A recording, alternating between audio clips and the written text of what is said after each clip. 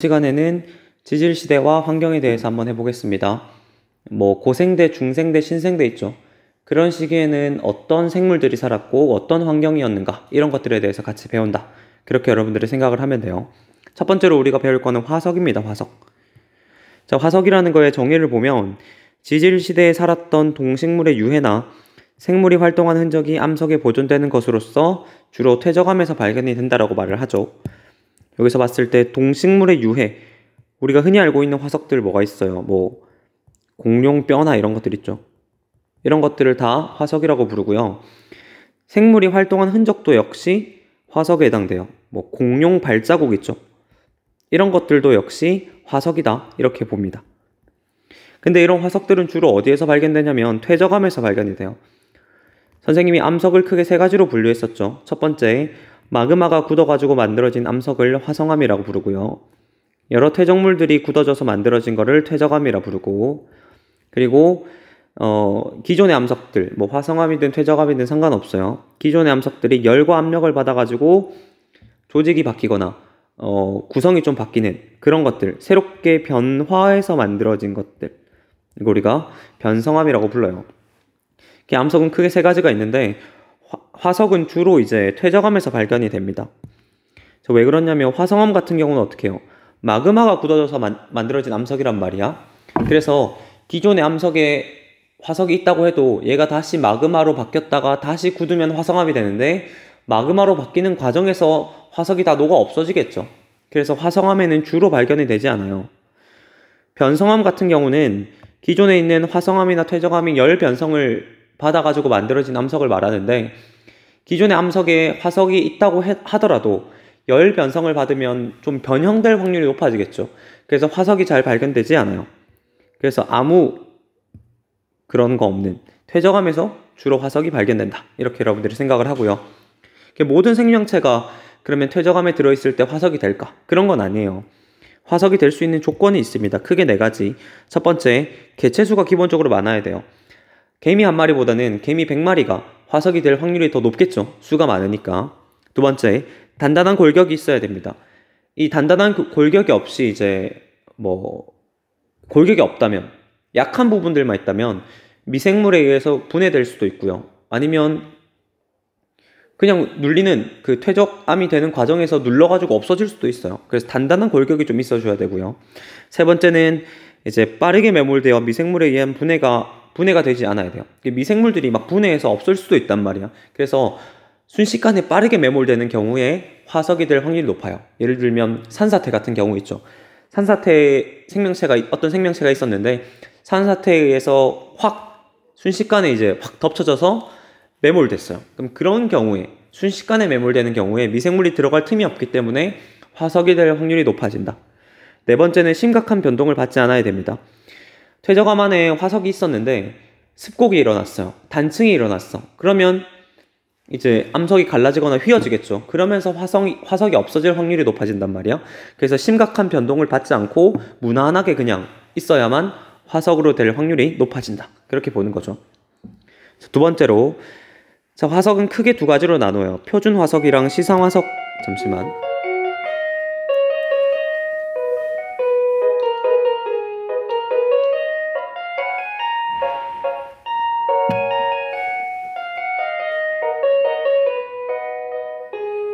자, 할게요, 여러분.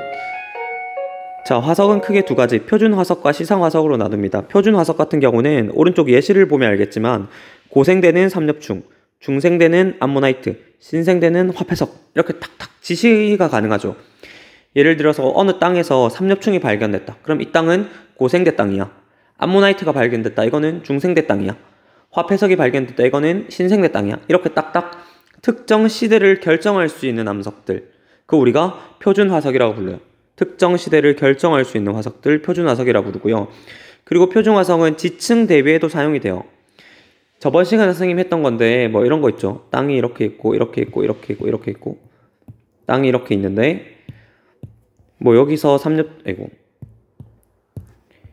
삼엽충이 나왔다. 그리고 여기도 삼엽충이 나왔다. 그럼 어떻게 해야 돼요? 이 두 개를 같은 라인에 두죠.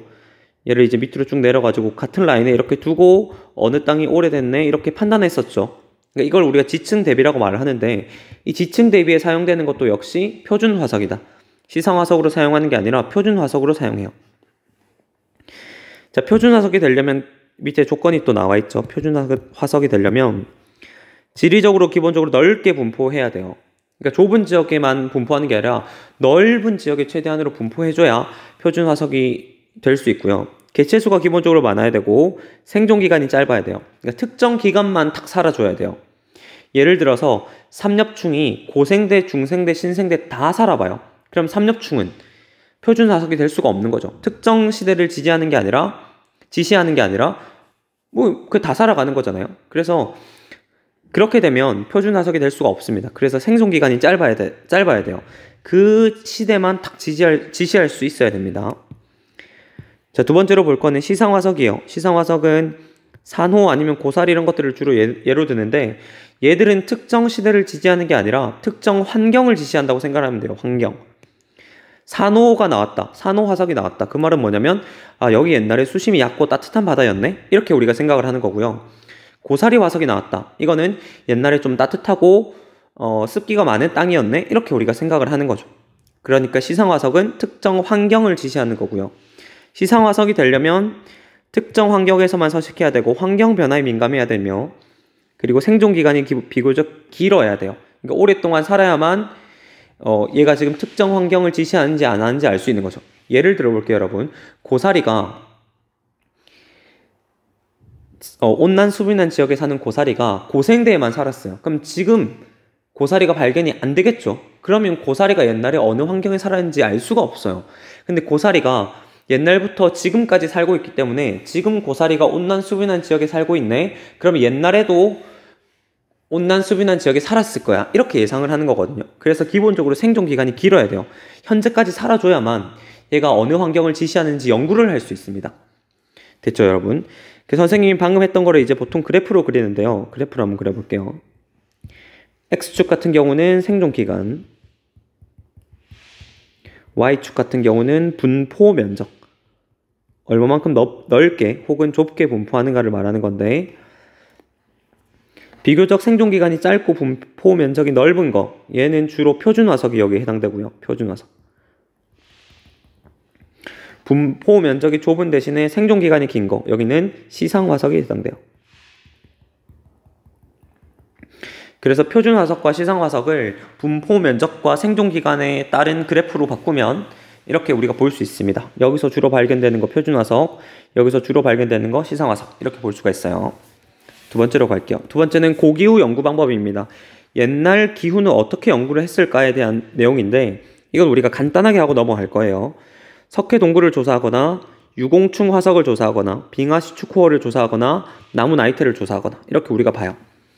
석회 동굴에 있는 석순이라는 게 있는데요. 석순 여러분 뭔지 알죠? 이게 여러분 동굴이라고 했을 때 석회 동굴이라고 했을 때 밑에서 이렇게 올라오는 거 석순, 위에서 이렇게 밑으로 내려오는 거 종류석, 이 둘이가 연결됐네. 이거 이 둘이가 이렇게 연결됐네. 그러면 이거 이 둘이 연결됐네. 이거 석주 이렇게 부르죠. 어쨌든 이거 우리는 석순 이거 보는 거예요. 이거. 자, 여기 있는 석순 같은 경우는 동굴의 습도나 해당 지역의 강수량 등의 영향을 받아서 성장을 해요. 그러니까 습도가 많거나 강수량이 높으면 더 잘 성장하는 거야. 그래서 이 성장 정도를 연구를 하면 그 당시에 얼마만큼 강수량이 있었는지 습도가 얼마인지 이런 것들을 가늠할 수 있는 거죠. 두 번째, 유공충 화석이랑 빙하시 축호는 산소 동이온소를 이용합니다. 산소 동이온소. 산소 동이온소라는 거는 이건 선생님이 지금 설명은 할 건데 이거 몰라도 돼요, 여러분. 그렇게 자세히 안 하거든. 산소라는 게 16짜리가 있고요. 18짜리가 있어요. 이 두 개의 비를 이용해가지고 누가 많고 누가 적고를 알아낼 수 있다면 그 당시 기온 이런 것들을 파악할 수 있어요. 그 산소 동이온소를 이용하면 기온을 파악할 수 있다. 이렇게 우리가 보고요. 네 번째 이제 나무 나이테, 여러분 나이테는 알죠? 나무 이렇게 단면으로 자르면 이렇게 줄이 여러 개 가 있죠. 이걸 우리가 나이테라고 말을 하는데 그때 이 간격 있죠. 이 간격은 뭐 1년에 하나씩 이 줄이 만들어진다고 보통 말을 하거든요. 근데 이 간격 같은 경우는 기온이 높을수록 강수량이 높을수록 나무가 더 잘 자라겠죠. 그러니까 이 간격도 넓어져요. 그래서 이 간격을 연구하면 기온이 얼마인지, 강수량이 얼마인지 대략적으로 추정을 할 수 있겠죠. 됐죠, 여러분? 자, 이제 세 번째로 넘어갈게요. 이제 본격적으로 들어가는 거야. 지질시대의 환경과 생물 변화. 자, 지구가 탄생한 약 46억 년 전부터 현재까지를 지질시대라고 말을 해요. 자, 이때 생물계에서 일어나는 급격한 변화나 지각 변동, 기후 변화 등을 기준으로 여러 개로 구분을 합니다. 선생님이 아까 말한 것처럼 고생대로 신생대, 중생대 이런 것들로 구분을 할 수 있고요. 자세히 나누면 이제 뭐 누대, 대, 뭐 이런 것들로 나눠요. 대, 기 이런 것들로 나누거든요. 그래서 우리가 보통 대랑 기 정도는 보통 알고 있어요. 대랑 기 정도는 우리가 보통 이제 암기를 해야 되고, 누대 정도는 우리가 뭐 그냥 보통 넘어가기도 하는데, 대랑 기 정도 볼게요. 대에서도 이제 선생님이 지금 체크한 부분만 볼게요, 여러분. 선생님이 체크한 부분은 알고 있어야 돼. 자, 기본적으로 누대, 대, 기라는 단어를 알고 있어야 되고요. 대에서 신생대, 중생대, 고생대 이 정도 알고 있어야 되고, 이거 역시 알고 있어야 되고, 이거 기 알고 있어야 돼, 기. 그리고 이제 잠시만. 이제 여기 현생 누대 밑에 원생 누대, 시생 누대 이런 것들을 통틀어서 선 캄브리아대라고 하거든. 선 캄브리아대. 그래서 선 캄브리아대도 역시 알고 있어야 되고요. 그리고 고생대랑 선 캄브리아대 사이에는 이 기간이 있죠. 5억 4,100만 년 이 정도 여러분 알고 있어야 되고, 중생대, 고생대 사이 2억 5,200만 년, 그리고 신생대랑 중생대 사이 6,600만 년 이 정도는 여러분들이 기억을 해줘야 된다. 선생님이 지금 이 색깔로 체크한 것들은 여러분들이 기본적으로 알고 있어야 돼요. 이거 암기를 하고 있어야 된다고 선생님이 말하는 거야. 좋아, 여러분. 현생누대, 고생대, 중생대, 신생대 이렇게 우리가 보통 말을 하고요. 그러니까 간단하게 선생님 해줄게요. 선캄브리아부터 시작을 하고요. 고생대, 중생대, 신생대 이렇게 가겠죠. 그리고 선캄브리아대랑 고생대의 사이는 5억 4,100만 년, 5억 4,100만 년이고요. 중생대랑 고생대 사이는 2억 5,200만. 선생님 이거 잘못했네. 그 뭐 상관없어. 이렇게. 그리고 중생대랑 신생대 사이는 6,600만 이렇게 우리가 보통 말을 하고요. 그리고 고생대는 캄브리아기부터 시작해가지고 캄, 오, 실, 대, 석, 패 이렇게 있죠. 6개. 중생대는 트즈백, 지 우리가 알고 있는 쥐락이 있죠. 쥐백. 신생대는 이제 제3기, 제4기 이렇게 나누는데 3기 안에 이제 팔레오기랑 네오기가 있어요. 그리고 네오기 이렇게 있어요. 그래서 여러분들이 이 정도는 알고 있어야 된다. 선생님이 체크한 이거 있죠. 이 정도는 여러분들이 알고 있어야 됩니다. 그럼 밑으로 갈게요. 자, 기본적으로 우리가 그 시대별로 어떤 환경이 있는가, 어떤 화석이 나왔는가 그런 걸 배우기 앞서서 대량 멸종과 기후에 대해서 먼저 할 거예요. 대량 멸종과 기후. 여러분 생각해 보세요. 삼엽충 같은 경우는 고생대에 주로 살았단 말이야. 근데 지금 삼엽충이 살지 않죠.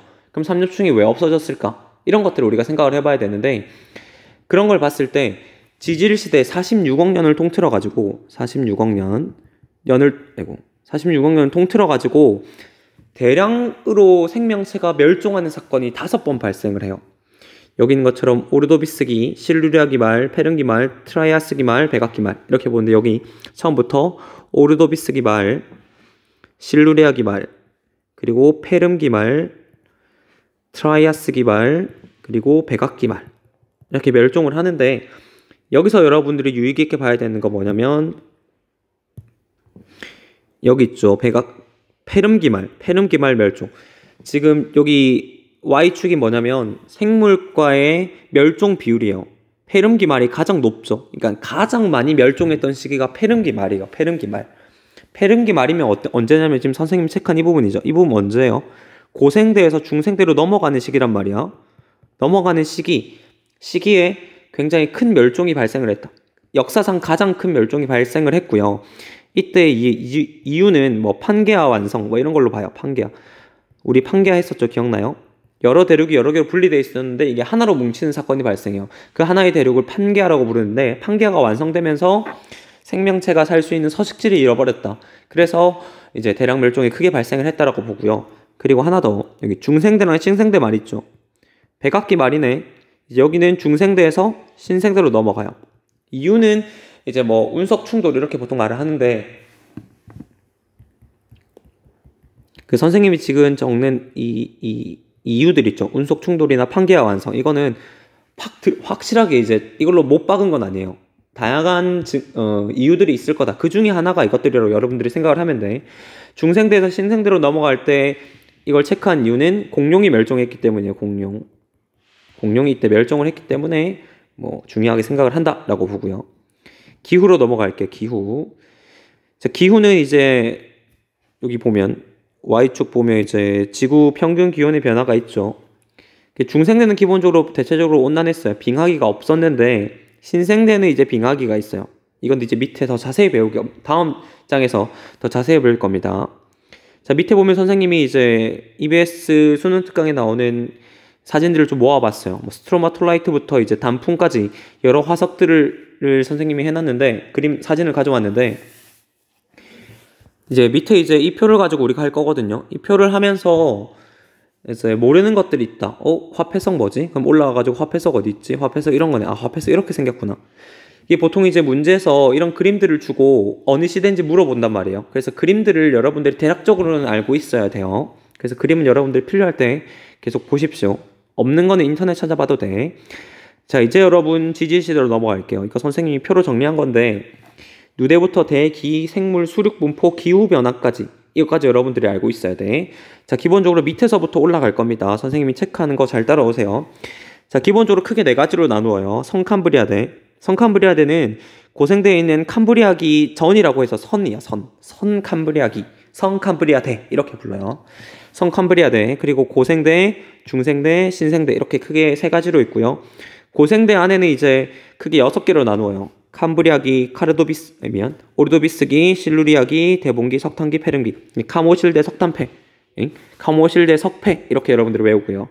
중생대는 이제 트라이아스기, 쥐라기, 백악기 하는데 트지백, 이렇게 하면 트지백. 신생대는 3기, 4기고요. 3기 안에는 이제 팔레오기, 네오기 이렇게 보통 나누다. 이런 것들을 여러분들이 알고 있어줘야 돼요. 자, 기본적으로 생물부터 할 겁니다. 어떤 생물이 살았는가. 첫 번째, 자, 성캄브리아대 같은 경우는 이제 화석이 많이 없어요. 에디아카라 동물군. 그리고 이제 스트로마톨라이트가 지금 현재까지 발견되고 있어요. 볼게요. 우리가 일단은 시대에 따라 시대별로 이제 몇 년인가 이거 헷갈리네 갑자기. 이거 적을 거예요. 이거 여러분. 이걸 기본적으로 저 표에 표시를 할 겁니다. 자, 여러분 지구의 나이가 얼마라고 했냐면 46억 년이에요. 46억 살. 46억. 근데 고생대랑 성캄브리아대 사이가 5억 4,500만 정도 되고요. 선생님 잘 기억이 안 나요. 위에 올라가서 보세요. 중생대는 2억 4,500만 2억 4,500만 이렇게 보고요. 얘는 6,600만 이렇게 봐요. 자, 이렇게 보는데 지금 고생대, 중생대, 신생대 다 합쳐봤자 지금 5억 4,500만 년밖에 안 된단 말이야. 근데 성캄브리아 시대는 그럼 얼마나 많겠어요? 46억에서 5억 4,500을 빼면 다 성캄브리아 된 거야. 그러니까 성캄브리아대가 굉장히 길어요. 굉장히. 성캄브리아대가 굉장히 길고 압도적으로 길고요. 그 다음 고생대, 그 다음 중생대, 그 다음 신생대 순인 거예요. 성캄브리아대는 굉장히 오랜 시간을 거쳐왔기 때문에 화석이 있을래야 있을 수가 없어요. 거의 발견되지 않는다고 봐야 돼요.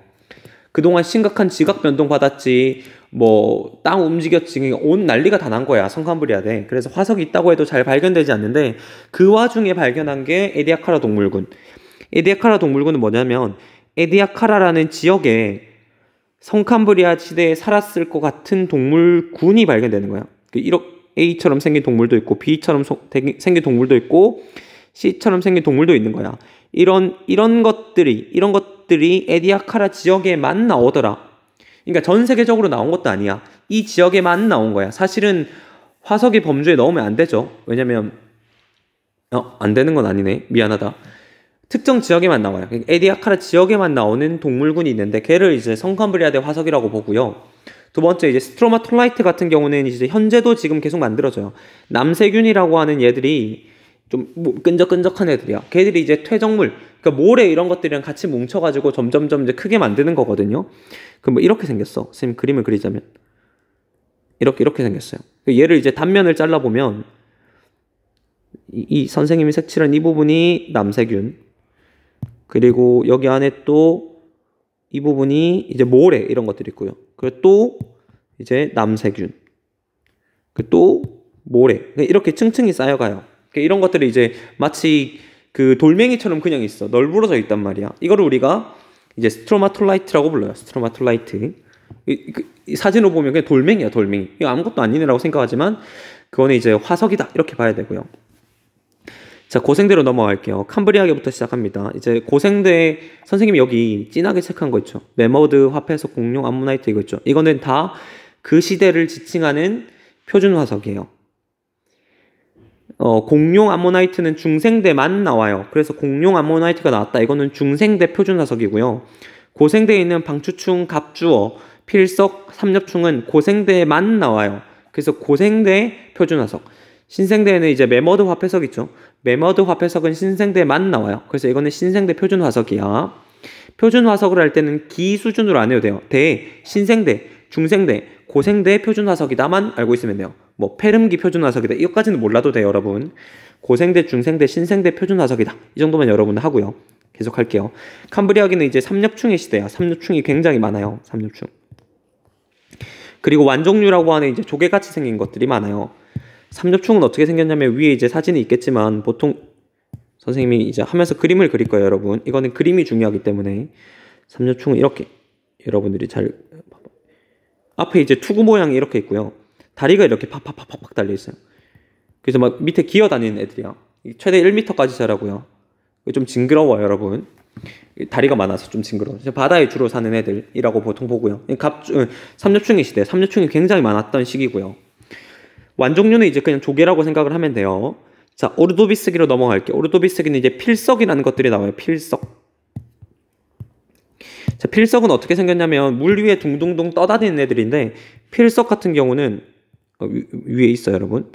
해파리처럼 생겼어. 이렇게 있고 이렇게 생겼어. 다리가 이렇게 다리가 훨씬 더 길긴 한데 이런 것들을 필석이라고 하고 이때 필석이 굉장히 많았어요. 그래서 필석류의 시대라고 부르고 두 종류도 역시 이제 조개랑 비슷하다 생각을 하면 돼요.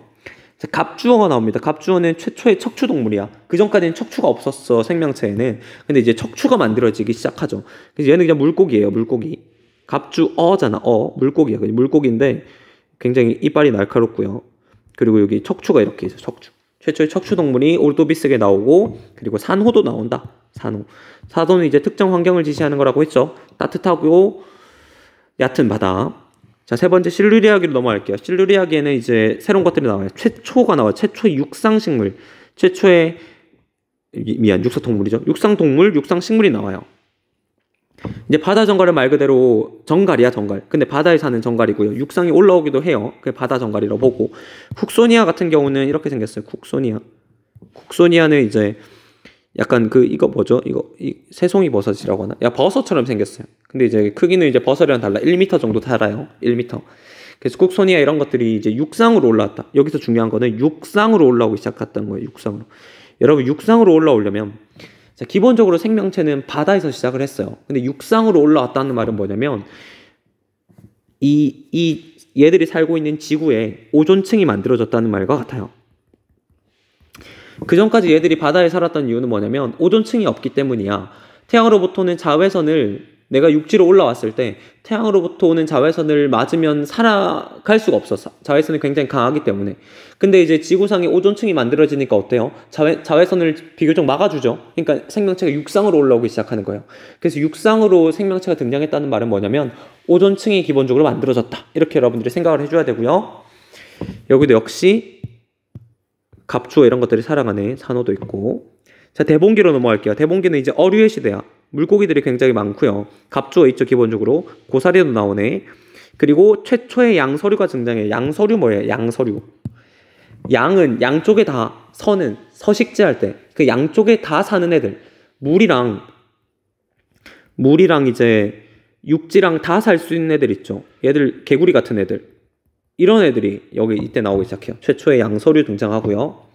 석탄기는 이제 방추충이라는 것들이 나오는데, 방추충, 푸줄리나 이렇게 말을 하는데, 푸줄리나는 이제 방추충의 한 종류라고 생각을 하면 돼. 방추충이 훨씬 더 큰 개념이고, 푸줄리나는 거기 안에 포함되어 있는 개념인데, 방추충은 어떻게 생겼냐면 이제 옆에서 보면 이렇게 생겼어요. 이렇게 생겼어요. 얘를 쪼개보면, 선생님 그림을 그릴 수 있을지 모르겠는데, 쪼개보면 이렇게 생겼어요. 이게 이제 껍데기가 되겠죠. 껍데기. 선생님 색칠한 게 껍데기. 그리고 안에 쪼개보면 이렇게 줄기가 있어요. 이런 것들 방추충이라고 말을 하고요. 그리고 석탄계에는 기본적으로 산소가 굉장히 많아요. 그러다 보니까 산소를 많이 들이마시면 곤충들이 커지거든요. 여러분들도 커질 수 있어. 지금 지구상의 산소가 21%인가요? 여러분 지금 21%에 맞게 몸집이 커 있는 건데, 산소량이 더 많아지면 여러분 더 커질 수 있습니다. 석탄기는 현재보다 훨씬 더 산소가 많았어요. 그렇기 때문에 곤충들이 거대화되기 시작했고요. 이때 최초의 파충류가 등장해요. 파충류. 뭐죠? 도마뱀 이런 것들 있죠. 공룡 이런 것들. 근데 여기는 공룡이 아니에요, 여러분. 이런 것들인데, 이 공룡보다는 훨씬 더 진화가 덜 된 것들이겠죠. 도마뱀 이런 것들이라 생각을 하면 될 것 같아. 최초의 파충류가 여기 등장을 했고요. 페름기에는 이제 양서류의 시대. 여기서 여러분들이 잘 생각해야 하는 건 뭐냐면, 최초 등장한 시기와 여기 있죠. 최초 등장한 시기랑 양서류의 시대는 달라요. 최초 파충류는 여기서 시작했지만 파충류의 시대는 중생된 거야. 그래서 이런 것들을 여러분들이 잘 생각을 해줘야 돼. 시작한 것과 그 개들이 번성했던 시기는 다르다. 자, 페름기를 보면 방추충이 있고요. 은행이나 소나무, 소철 이런 것들이 나와요. 중생대로 갈게요. 중생대는 비로소 이제 파충류의 시대, 공룡의 시대가 왔어요. 다 공룡이 있고요. 다 암모나이트가 있어요. 그리고 특징적인 것들은 트라이아스기에 뭐가 나와요, 여러분? 원시 포유류가 등장해. 두 발로 있는 애들. 아니죠. 포유류는 어떤 애들이라면 생명체를 이제 몸에서 잉태해서 완성된 상태로 배출하는 거. 우리 인간 같은 것들 있죠. 근데 파충류는 어때요? 파충류는 알을 놓는단 말이야. 그래서 알을 낳아가지고 공룡 같은 것들 여러분 생각해보세요. 옛날에 주라기 월드인가요? 그거 있죠. 주라기 월드 보면 공룡들은 알을 놓아요. 그래서 알을 보호하잖아요. 그러면 파충류 입장에서 얼마나 불안하겠어. 봐봐, 내가 파충류인데 알을 놓았어요. 근데 아기가 이렇게 있고, 알이 이렇게 있고, 얘를 두고 내가 지금 사냥을 나가야 되잖아. 그럼 이 알을 누가 훔쳐가서 다른 생명체가 와가지고 얘를 없앨 수도 있는 거잖아. 얼마나 불안하겠어요. 그래서 생명체가 진화하기 시작합니다. 어떻게 진화하냐면 알을 놓지 않고 내 몸 안에서 다 키워가지고 배출하기 시작해요. 그래서 포유류가 이때 등장하기 시작해요. 그런 포유류가 이제 등장하기 시작한다. 이렇게 여러분들이 봐야 되고요.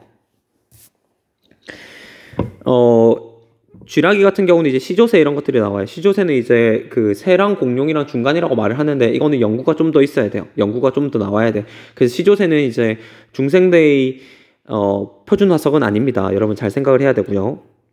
공룡은 선생님이 안 그려도 되겠죠. 여러분 잘 그릴 수 있겠죠. 그려봐. 암모나이트는 이렇게 생겼어요. 이렇게 껍데기, 조개 껍데기 같이 생겼는데 이렇게 뱅뱅을 말려 있어요. 자, 신생대로 넘어갈게요. 신생대는 포유류 시대예요. 포유류. 아까 봤던 포유류. 그러니까 생명체를 몸에서 잉태해서 밖으로 내보내는 애들. 그 애들이 이제 많아지기 시작하는데, 제3기에는 이제 화폐석이 있어요. 화폐석. 그리고 영장류가 등장하기 시작해요. 영장류는 이제 포유류의 한 분류라고 생각을 하면 돼. 포유류가 더 큰 분류고요. 그 안에 이제 영장류가 나왔다. 그렇게 여러분들이 생각을 하면 되고요. 그러니까 포유류가 좀 더 큰 개념에서 조금 더 진화해 나가가지고 영장류가 만들어졌다. 이렇게 여러분들이 보면 되겠죠. 자, 화폐석은 이제 저기 있는 방추충이랑 좀 헷갈려요. 방추충은 선생님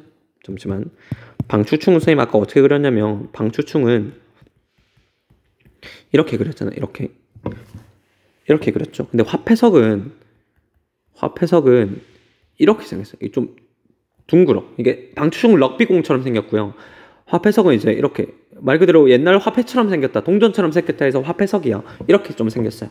그래서 이게 좀 다르다. 그래서 방추충이나 화폐석은 여러분들이 인터넷으로 한번 검색해 볼 필요가 없어요.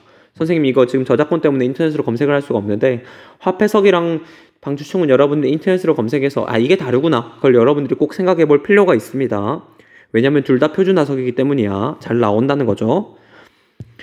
그리고 이제 제4기에는 메모드가 나오고요. 현생인류, 지금 우리가 알고 있는 지금 여러분들의 기본 초기 모델, 초기 인류가 등장하기 시작하는 거죠. 메모드는 여러분 코끼리랑 다르죠. 메모드는 어떻게 생겼어요? 메모드는 이제 이렇게 있고 코가 이렇게 있고요. 여러분들 잘 그래요, 여러분.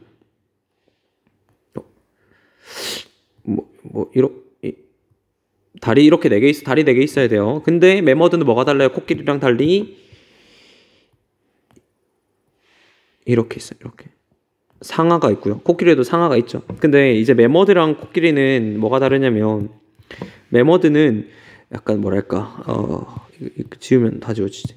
약간 어떻게 생겼냐면 메머드는 이렇게 생겼어요. 망했다. 이렇게 생겼어. 그러니까 코끼리는 이렇게 생겼어. 코끼리는 코가 이렇게 있고요. 코가 이렇게 있고 이렇게 하나 둘 셋 넷 이렇게 미안 쌤 이렇게 그릴게. 코끼리도 상아가 있을 수 있겠죠. 이렇게 생겼는데 코끼리랑 메머드랑은 뭐가 다르냐면 코끼리는 이제 여기는 어깨 부분이랑 엉덩이 부분이랑 거의 비슷해요. 근데 메머드는 어깨 부분이 더 높고요. 엉덩이가 밑에 가 있어. 이렇게 좀 서 있어요. 이렇게 다른 게 메머드다. 그래서 메머드랑 코끼리는 다르다. 여러분들이 좀 생각을 해줘야 돼요. 됐죠, 여러분 여기까지.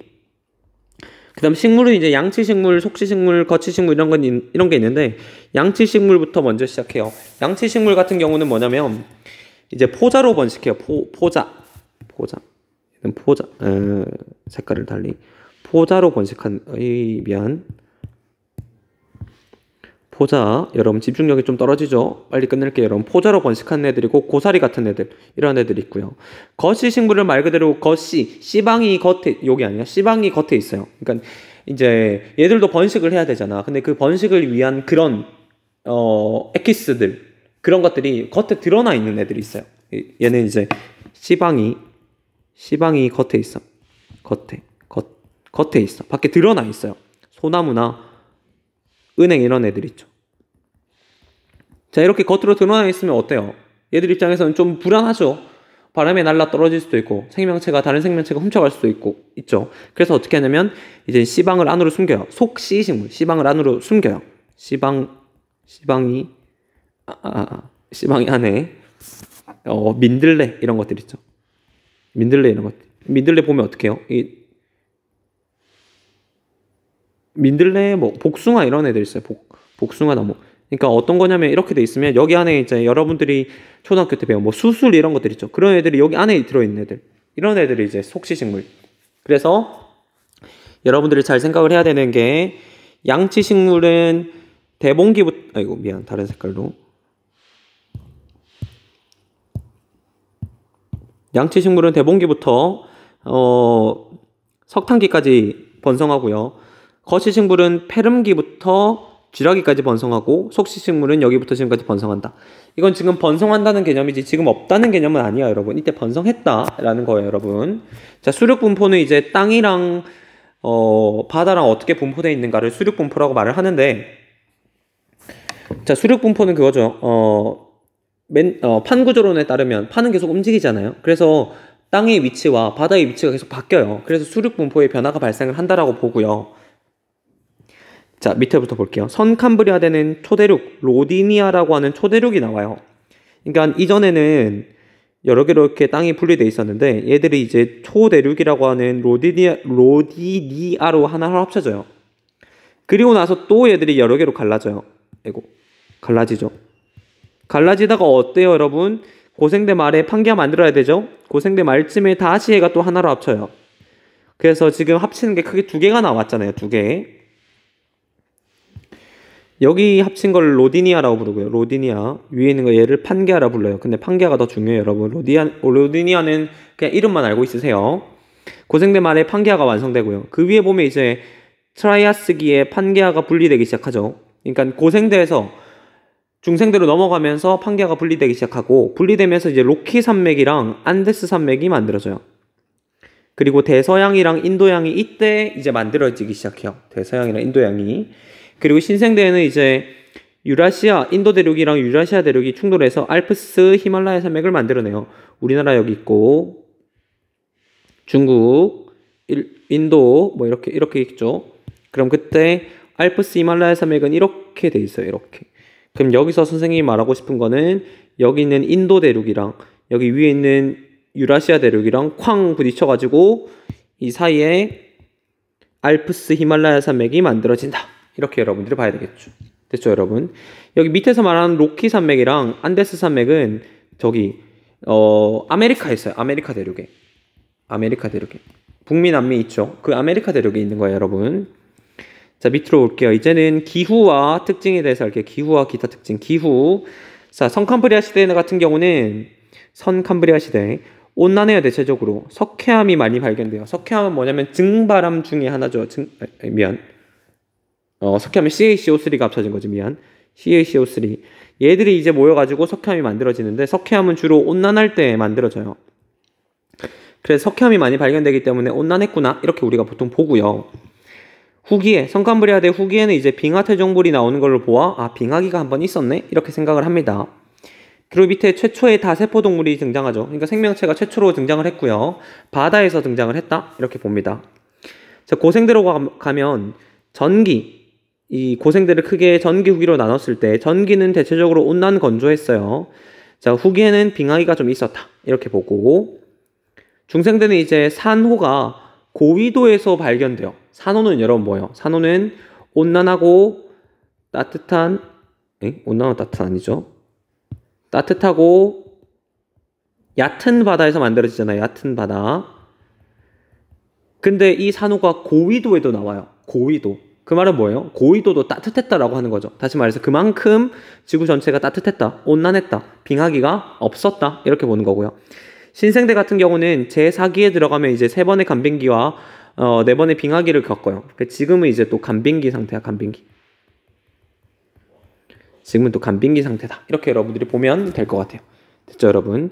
자, 마지막으로 볼 거는 이제 선캄브리아대의 특징에 대해서 2가지만 더 할 건데요. 3가지네.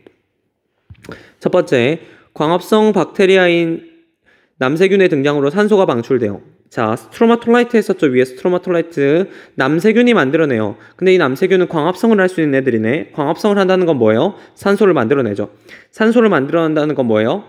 대기로 산소가 나오기 시작한다. 그래서 지구상에 있는 호상철광층이 나오는데 지구상에 있는 철들이 산소랑 만나가지고 녹슬기 시작해요. 녹슨다.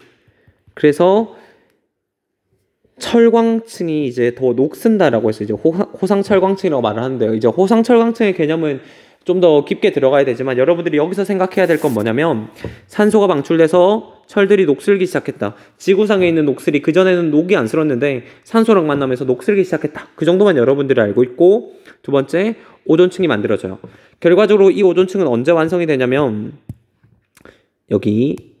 이때 완성이 돼야겠죠. 아까 했던 거 기억나죠? 최초의 육상식물이랑 육상동물이 등장하려면 오존층이 있어야 돼요. 그러니까 이때 만들어지기 시작한 오존층이 실루리아기쯤에 완성이 될 것이다 라고 보고요. 남세균과 퇴적물의 조화로 인해서 스트로마톨라이트가 만들어져요. 스트로마톨라이트는 성캄브리아 때부터 시작해가지고 지금도 계속 만들어지고 있어. 남세균이 지금도 있거든요. 그래서 걔들이 지금도 계속 만들어내고 있어서 살아있는 화석이라고 보통 말해요. 살아있는 화석. 계속 지금 만들고 있어서. 그리고 세 번째, 성캄브리아 시대는 아까 말했죠. 생물수가 적고 오랜 시간을 거쳐요. 그래서 화석이 별로 존재하지 않아. 겨우 발견한 게 에디아카라 동물군인데 에디아카라 동물군도 확실하지 않아요. 그래서 이것도 그냥 성캄브리아대에서 발견됐을 거다. 성캄브리아 시대에 만들어졌을 거다. 이 정도 우리가 생각을 하고 있다. 그렇게 여러분들이 생각을 해주면 될 것 같아요. 됐죠, 여러분? 좋아요, 여러분. 여기까지예요. 우리가 만나서 했으면 이제 생명체가 진화하는 환경이랑 뭐 동영상도 많고 해서 보여줬을 텐데 일단은 여러분 여기까지 할게요. 혹시 하나만 더 말할게. 혹시 여러분들이 생명체, 이 고생물에 관심이 있다. 그럼 유튜브에 여러분 유튜브에다가 워킹 위드 몬스터를 쳐보세요. 워킹 위드 몬스터 이런 걸 한번 쳐보세요. 이걸 쳐보면 이제 풀 영상은 안 나오고 짧게 나오는데 이 고생물이 선캄브리아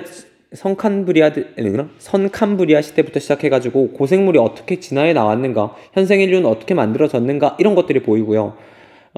굉장히 재밌어. 영어로 돼 있어서 자막이 있을지 없을지 모르겠지만 굉장히 재밌으니까 한번 여러분 봐보세요. 여러분 고생했습니다.